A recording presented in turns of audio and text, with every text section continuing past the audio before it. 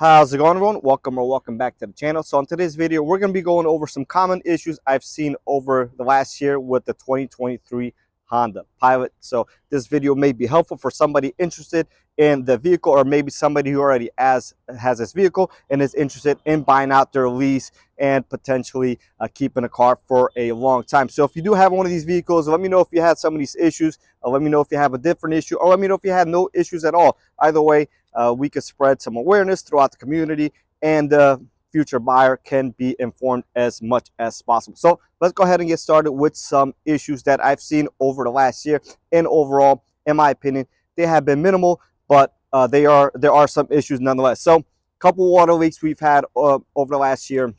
Some coming from the panoramic roof, some coming from the sunroof, and some coming from the body. So this is pretty typical, especially on the first year model. So a lot of these issues were pretty easy to repair and really didn't cause any additional damage. It's just sourcing a leak and replacing or sealing that part correctly at that point. So we have seen maybe 4 or 5 cases of that overall. Next, I have done one transmission on these vehicles. Now, these are a 10-speed automatic transmission, which have a great reputation. They started all the way back in the 10th generation Accords, and now some Odysseys and the Pilots, etc., and probably will be implemented in a lot more vehicles. Also, the TLX Type S and the MDX Type S and the regular TLX also have this transmission. So a great trans overall, and we see minimal issues, but there will still be some issues nonetheless. If you've been a follower, you know that we did a body harness on one, and that was for a VTM code. We replaced the whole floor harness of the vehicle, and obviously that's not something you want to be doing on a brand new vehicle, although it did happen. We sourced the issue, we've replaced the harness due to Honda's recommendations, and the customer had the vehicle back on the road at that point. So we also have replaced one door lock actuator on this door right over here. Not on this particular vehicle, but one just like it. So it wasn't working. I did my testing, and then I ordered the part. When the vehicle came back in for the part replacement, it was working at that point. But since there was already known issue, I went ahead and replaced that. We checked pin fit, everything. Everything was working order, but we replaced it just to make the customer happy and ensure, you know, the quality of the vehicle. Now, when that happened, the vehicle wasn't remote starting, and essentially it thought one of the doors was open, which it was, so that's why the vehicle wasn't remote starting. So it was a couple issues, all directly related to one issue.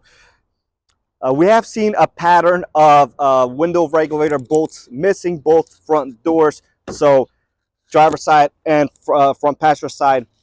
Most of them are just loose and causing the window to do some funky stuff. One of them had the bolts completely missing, and we found them in the door panel. So hopefully that's something Honda can address. Obviously, that is something concerning. Not a huge deal unless if the window falls down or you can't get it up. But nonetheless, we have seen a pattern of that. Everything else was a one-off situation. So, yeah, we have seen a pattern of that. So Honda hopefully could get on top of that. And it's probably just some under-torquing at factory, and something relatively simple to fix and correct. Now, personally, I haven't seen any of these puddle lights fail, although there are some cases of people complaining that these puddle lights are failing on certain trims. Now, I have been replacing the TLX puddle lights that are a soft white, and these are bright white. And I have been replacing them on a TLX Type S and the A-Specs, etc. And I've had great luck with them. I've only had one set fail on one, not even a set, it was one side. So out of about 30 or 40 that I have installed thus far. So a lot better than the original puddle lights that came on the TLX. So there are people complaining about this on the Pilot. Again, I haven't seen it, but I believe it. You know, Honda really should address that. And on a premium type of vehicle, on a higher end vehicle, it shouldn't be something that you should be concerned with. It's not a big deal if they're out, to be honest, but when they're flickering, it really looks like the car, you know, is cheap and just something that you don't really want to be dealing with. Under the hood here, we really haven't seen any issues. This is a new engine, so this is dual overhead cam, quad VTC, non-VTEC. So there have been some cases of a few different oil leaks. I haven't seen anything specific here at my dealership, but I'm still concerned with these VTC gears having some oil leaks later on down the line. Now, when we start doing time belts on these as part of maintenance, we will have to monitor for any leaks at that point. The old J series never really leaked from the camshaft seals or crankshaft seal or anything like that. So hopefully that will continue. Although once we get there, I will do videos at that point. Also, there is no longer valve adjustments on these vehicles, which is something great for maintenance purposes, and just something that the customer won't have to pay for out of pocket, obviously at a much later mileage, but just something that you should be aware of if you are in the market for these, for one of these vehicles. So I think this should have gotten some hood dampers for sure. For a car this price, definitely should not have a prop rod in my opinion, and just would be something nice for the consumer. We do have a dual latch setup here, no big deal. That is good. As far as the interior goes, I'm not going to be counting USB, ports or anything like that. Although this still concerns me. We have not seen any issues yet, but anytime you have electronics this close to cup holders, accidents happen. People are going to happen. Humans will be human, and it's something that can obviously be a concern if you have a big cup and it tends to spill over, or if you're just eating over it or drinking over it, and some drops tend to fall over here. Obviously, it could be an issue in the long run, and we do see that being an issue with the other Honda vehicles. So at some point in time, I'm pretty sure that we will see one or two failures of either the drive selector here, or the park and brake switch, or the drive mode selector, or whatever the case may be. But overall, no issues on the interior that we've seen thus far.